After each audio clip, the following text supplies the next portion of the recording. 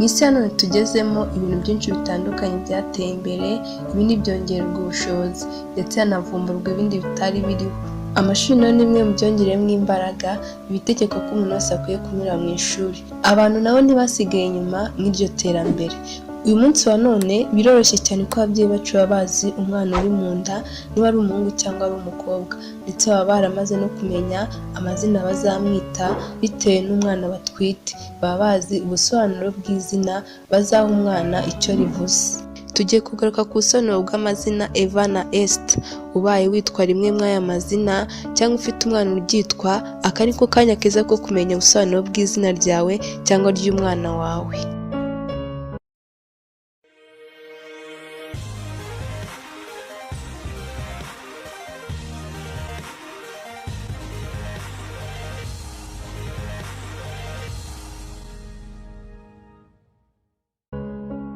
Twongeye kubashimira tunabaha ikaze mw'iki kiganiro. Iyi ni Inzobere TV show. Eva ni izina rihabwa abana b'abakobwa. Umukobwa wa mbere waryiswe akaba aboneka muri Bibiliya mu gitabo cy'Itangiriro, rikaba rikomoka ku Baheburayo. Umubare rimwe niwo mubare w'amahirwe kuri ba Eva. Abakobwa cyangwa se abagore bitwa ba Eva bagira ubwenge cyane kuko bakunda kwiga kandi bakanabyumva vuba.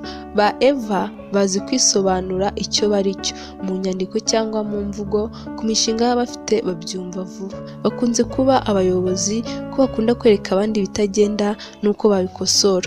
Ba Eva bagira ukuri kwinshi kandi bakanga uburyarya, bigatuma bagira inshuti nziza zibakomeyeho kubera nta buryarya bubarangwaho, kandi bigirira icyizere mu bintu byose baba bakora. Esther ni izina naryo rihabwa abana b'abakobwa.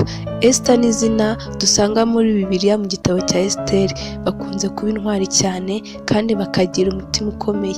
Rikaba izina naryo rikomoka ku Baheburayo, rikaba risobanuye igihishe. Umubare w'amahirwe kuri ba Esther ni umubare wa 3. Esther ni umukobwa cyangwa umugore ugira ubuntu bwinshi hamwe n'impuhwe, kandi Esther ni umuntu wigirira icyizere mu bintu byose. Bizera kandi ko ibintu bizagenda neza kabone n'ubwo baba batabona aho bizanyura, gusa bo bihoranira icyizere. Amarangamutima ya Esther ni ikintu kigoranye cyane gusobanukirwa kuko ashobora kwishima no kubabara mu gihe kimwe ntubisobanukirwe. Esther kandi ni umukobwa bigora cyane kwisobanura, yaba arengana cyangwa atarengana. Kwisobanura ni ikintu kimugora cyane. Ba Esther bagira ubuntu hamwe n'urukundo rwinshi, bigatuma bagira inshuti nyinshi. Ba Esther kandi ni abakobwa bakunda kugira umwanya wabo bonyine, bagafata igihe bakitekerezaho. Twongeye kubashimira mwe mwese muteze amatwi Inzobere TV show, kuba mwafashe umwanya wanyu mugatega amatwi iki kiganiro cyo kuri uyu munsi. Nibakunze iyi video isangiza abandi n'abakamenya ubusobanuro bw'amazina yacu, inshuti n'abana bacu. Ubaye utakora subscribe wayikora, tugakomezanya mu bindi biganiro byacu biri imbere. Twongeye kugushimira kandi nawe wamaze kuyikora. Niba yaracitswe na video zabanje, wareba hasi mu zindi video kuri YouTube channel yacu Inzobere TV show. Naho utaha mu kindi kiganiro cyacu. Ciao ciao.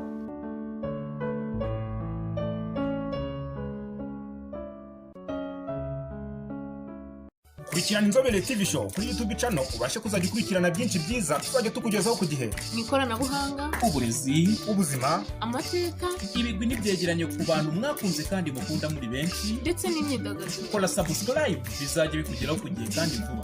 Inzobere TV show, feel you life, hope and knowledge.